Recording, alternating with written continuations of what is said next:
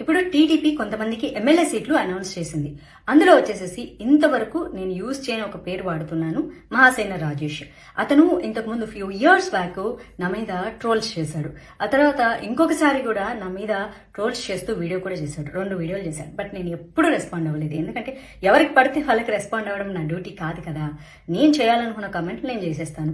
నేను చేసింది ఏంటి, నా హిందూ ధర్మం గురించి, ఒకసారి రాజ్యాంగం గురించి, భారతదేశంలో ఉన్న నాకు కాకుండా ఇంకెవరికి హక్కు ఉంది. నేనేమన్నా అంటే నేను రామాయణం మహాభారతం చదవలేదు, కానీ అందులో ఉండే ధర్మం ఏంటో నాకు తెలుసు అన్నాను. దాని మీద ఒక పెద్ద వీడియో తెలిసి ఈవిడ గారికి అసలు రామాయణం మహాభారతం తెలియదంట, సో బ్లా బ్లా బుల్షిట్ అని చెప్పాడు. అతను క్రిస్టియన్ కదా, అట్లే మాట్లాడతాడు. హిందూ ద్వేషి కదా, అలానే మాట్లాడతాడు. పవన్ కళ్యాణ్ తిట్టాడు, చంద్రబాబు నాయుడు తిట్టాడు, వాళ్ళని తిట్టాడు, వీళ్ళని తిట్టాడు, హిందువులను తిట్టాడు, అన్ని తిట్టాడు. మళ్ళీ జనసేనలో సీట్ కావాలనిపించి మళ్ళీ జనసేన వాళ్ళతో ట్రావెల్ చేశాడు. తర్వాత టీడీపీని మళ్ళీ పొగుడుతూ చేసి టీడీపీలో జాయిన్ అయ్యి ఇప్పుడు టీడీపీ సంపాదించాడనమాట ఎమ్మెల్యే సీట్. అయితే చాలా మంది దానికి వ్యతిరేకిస్తున్నారు. అండ్ హిందువులను తిట్టి మళ్ళీ హిందువుల ఓట్లు కావాలని ఎలా అడుగుతారు? ఇది ఫస్ట్ హిందువులు ఆలోచించాల్సిన విషయం. ఇంకొకటి ఏంటంటే అది రిజర్వేషన్ కేటగిరీ ఉన్నటువంటి స్థానం. నాకు reservation category maybe SC ST స్థానం అనుకుంటా, నాకు అంత నాలెడ్జ్ లేదు ఈ కేటగిరీస్ గురించి. జనరల్, రిజర్వ్డ్ ఈ రెండే తెలుసు అనమాట. అయితే నిజమైనటువంటి అక్కడ ఎవరైతే ఎస్సీ క్యాండిడేట్లు ఉన్నారో మీ అందరూ ఏం చేస్తున్నారు? టీడీపీలో ఉన్న వాళ్ళ గురించే నేను అడుగుతున్నా, మీ అందరు ఏం చేస్తున్నారు?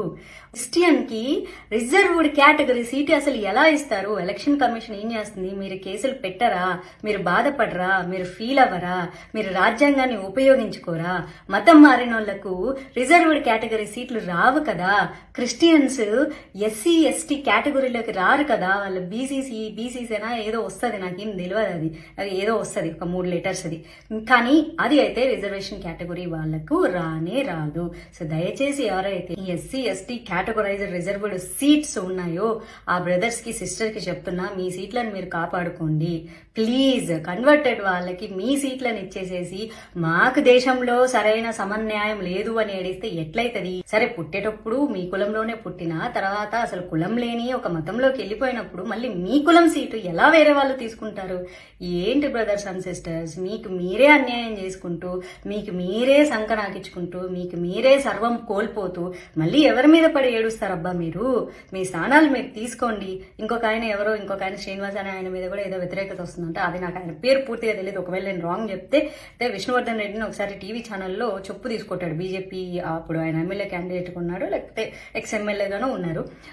ఓకే, మా పార్టీ అభ్యర్థిని ఆయన చెప్పు ఇసిరేశాడనమాట. అలా చెప్పులు ఇసిరేసే వాళ్ళకు కూడా టీడీపీ సీట్లు ఇవ్వడం ఏంటి? ఇన్ కేసు రేపొద్దున మళ్ళీ టీడీపీ వెళ్ళి బీజేపీతో అలయన్స్ పెట్టుకోవాలంటే, ఒకప్పుడు ఎమ్మెల్యేగా పనిచేసిన ఆయన మీద చెప్పులు ఇసిరేసిన వాళ్ళతో ఎట్లా అలయన్స్ పెట్టుకుంటారు? ఒకసారి ఆలోచించండి.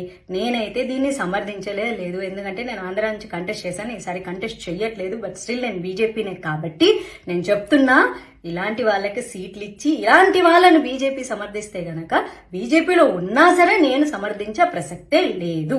ఓకేనా? It's my statement. Thank you so much.